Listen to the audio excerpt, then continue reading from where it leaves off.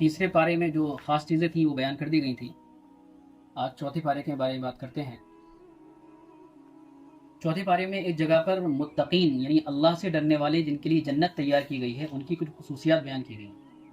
قرآن میں الگ الگ جگہ پر الگ الگ انداز میں مومنین کی یا پھر اللہ سے ڈرنے والوں کی خاص خاص صفات بیان کی گئی ہیں. ان میں سے ایک جگہ یہ بھی ہے. اللہ کا ارشاد ہے وَسَارِعُوا إِلَى مَغْفِرَةٍ مِّن رَّبِّكُمْ وَجَنَّةٍ عَرْضُهَا السَّمَاوَاتُ وَالْأَرْضُ، اور دوڑ پڑو، لپک جاؤ اللہ کی مغفرت کی طرف اور اس کی جنت کی طرف، اور ایسی جنت جس کی چوڑائی زمین اور آسمان کے برابر ہے. وَعِدَّتْ لِلْمُتَّقِينَ، جو تیار کی گئی ہے اللہ سے ڈرنے والوں کے لیے. اب آگے اللہ تعالیٰ نے 3-4 لائنوں میں کہ متقی کون ہوتے ہیں، اللہ سے ڈرنے والے کون ہوتے ہیں جن کے لیے جنت تیار کی گئی، اس کو بیان کیا. الذین ينفقون فی السراء والضراء، وہ لوگ جو تنگ حالی میں اور خوشحالی میں پیسہ ہو جب بھی اللہ کی راہ میں دیتے ہیں اور نہ ہو تب بھی دیتے ہیں. پہلی صفت یہ خوشحالی میں اور تنگ حالی میں اللہ کے لیے خرچ کرتے ہیں. والکاظمین الغیظ، اور غصے پر کنٹرول کرتے ہیں. کیا ہے؟ غصے پر کنٹرول کرتے ہیں. یہ ایسی چیز ہے جو انسان کے اعمال کو بہت زبردست طریقے سے تباہ کرتی ہے. غصہ، اللہ کے نبی ارشاد ہے کہ جس کو غصہ نہ آئے وہ تو بیوقوف ہے. بیوقوف کو غصہ نہیں آتا ہے، لیکن مومن وہ ہے کہ جب غصہ آئے تو وہ کنٹرول کر لی جائے.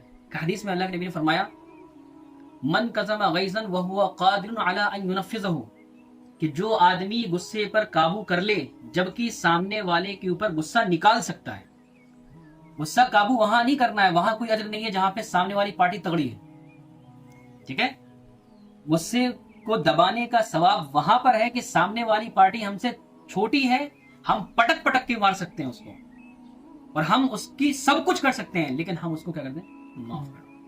پھر اللہ نے فرمایا کہ جو ایسا بندہ ہوگا جو سامنے والے پہ غصہ نکال سکے پھر بھی غصے پہ کنٹرول کر لے گا، تو اللہ تعالیٰ اس کو کل قیامت کے دن پوری انسانیت کے سامنے بلائے گا کہ دیکھو اس نے غصے پہ کنٹرول کیا تھا، اور پھر کہے گا جو حور عین تمہیں پسند ہے اس سے نکاح کر دو.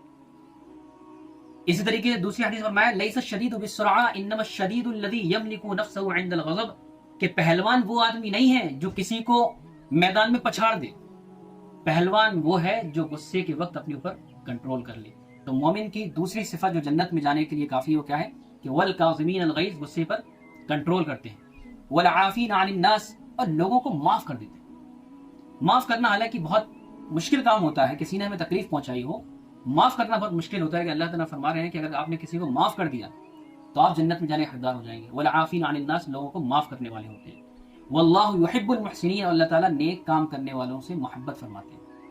اس کے بعد 2-3 لائنیں فرمایا والذین اذا فعلوا فاحشۃ او ظلموا انفسهم، اور مومن وہ بھی ہے جس سے گناہ ہوتے ہیں. دیکھیے کسی انسان کے نیک ہونے کے لیے نہیں ہے کہ وہ بالکل گناہوں سے پاک ہوگا. بالکل گناہوں سے پاک صرف اور صرف نبی کے ساتھ.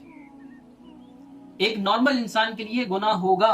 اللہ کے نبی نے فرمایا حدیث کے اندر کل بنی آدم خطاء وخیر الخطائین التوابون، کہ ہر ایک انسان گنہگار ہے لیکن پیارا گنہگار وہ ہے. لفظ دیکھیے آپ کہ پیارا گنہگار وہ ہے، پسندیدہ گنہگار وہ ہے جو گناہ کر کے توبہ کر لے.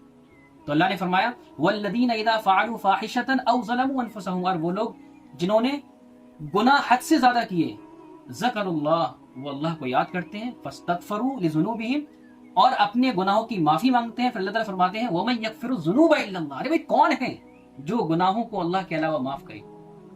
جب انسان گناہ کر کے اللہ کے سامنے پہنچتا ہے تو اللہ تعالیٰ کہتے ہیں فرشتوں سے دیکھو اس لیے ہم نے دنیا بنائی تھی، تمہیں تو یہ گناہ کرنے ہی نہیں تھے، تراویح میں نیند تمہیں آنی نہیں تھی، تمہیں تراویح پوری زندگی پڑھا دی جائے تو پڑھ لو گی. انہیں گھر بھی جانا ہے، سونا بھی ہے، جاب بھی کرنی ہے، پڑھائی بھی کرنی ہے، ایگزام بھی دینا ہے، تو یہ ہمارے لیے آ رہے ہیں. اللہ تعالیٰ خوش ہوتے ہیں. پھر کیا فرمایا وَلَمْ يُصِرُّوا عَلَىٰ مَا فَعَلُوا وَهُمْ يَعْلَمُونَ، کہ مومن تو وہ ہوتا ہے کہ گناہ کرنے کے بعد اس پر اڑ نہیں جاتا. گناہ ہوا فوراً معافی مانگنے والا، اس کو مومن بولتے ہیں. کیا کیا چیزیں ہوئیں کہ جو آدمی تنگحالی خوشحالی میں خرچ کر دے اور غصے پر کنٹرول کر لے، لوگوں کو معاف کر دے، اور اگر گناہ ہو جائے تو اس پہ معافی مانگ لے. اللہ تعالیٰ کیا فرما رہا ہے اولئک جزاؤہم مغفرۃ من ربہم، کہ یہ کوالٹی والے جو لوگ ہیں ان کا بدلہ مغفرت ہے.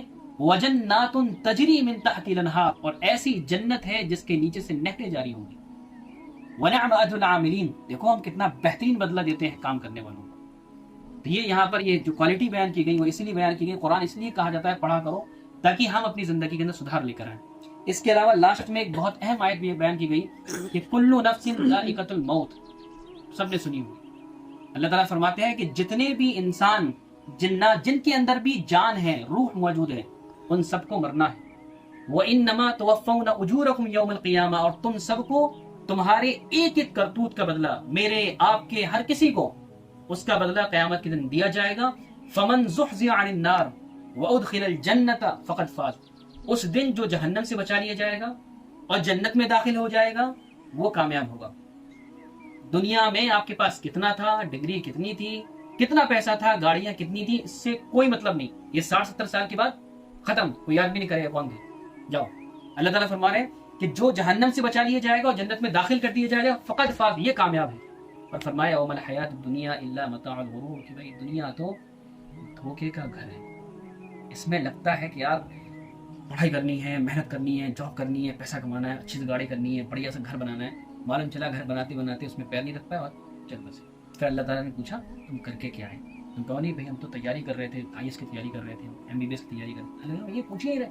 ہمارا سوال تو یہ ہے کہ دنیا میں جس کے لیے گئے تھے وہ کر کے آئے نہیں کرے، وہاں پر افسوس کرنے سے کوئی فائدہ نہیں ہوگا۔ اللہ تعالیٰ ہم سب کو یہیں پر سمجھنے کی توفیق عطا فرمائے۔